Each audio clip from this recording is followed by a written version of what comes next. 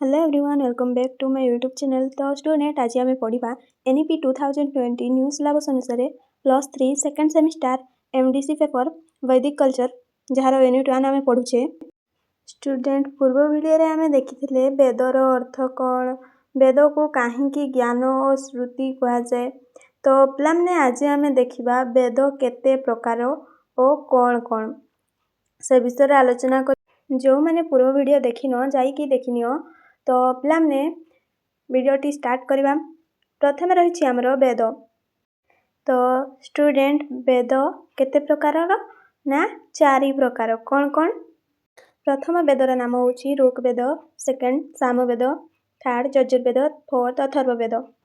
Next आम जाना कौ वेदर कौन अच्छी से सब विषय। प्रथम आम देखने ऋग्वेद विषय। यही वेद अग्निरु सृष्टि बोली आस्तिक माने विश्वास करती। कौथिरु ना अग्निरु सृष्टि। ऋग्वेद संहितार समुदाय 1028 सूक्त मंत्र बा रुचा अच्छी। एगुड़िक समुदाय 10 मंडल सुसज्जित होइछि।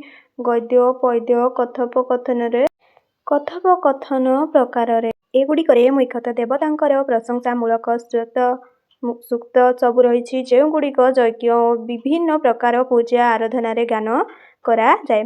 सेकेंड आम रही सामवेद। सूर्य ठारू यही वेद सृष्टि बोली आस्तिक माने कही। कौथिरु ना सूर्य ठारू।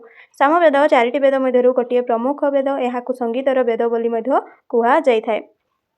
कारण एथिरे मंत्र गुड़िक स्वर और संगीत सह गाइबा प्रणाली रही।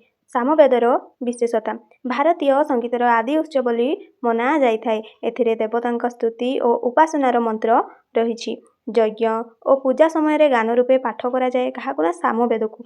एहार अधिकांश ऋग्वेदरु ग्रहण करा जाइछि। एहार गुरुत्व भारतीय शास्त्रीय संगीतर आधार अटे किए ना सामवेद। धार्मिक यज्ञ महत्वपूर्ण आध्यात्मिक शांति और भक्तिभाव बढ़ाई थाए किए ना सामवेद।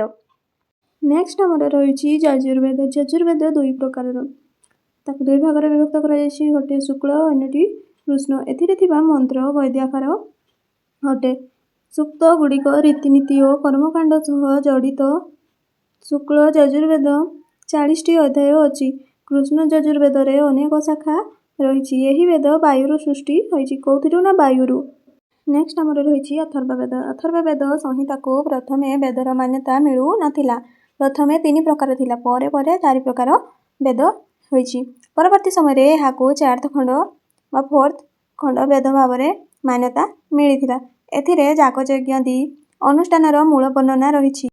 मारण, सम्मोहन और उच्चाटन प्रभृति अलौकिक अविचार क्रियार वर्णना यही वेदर उपचार।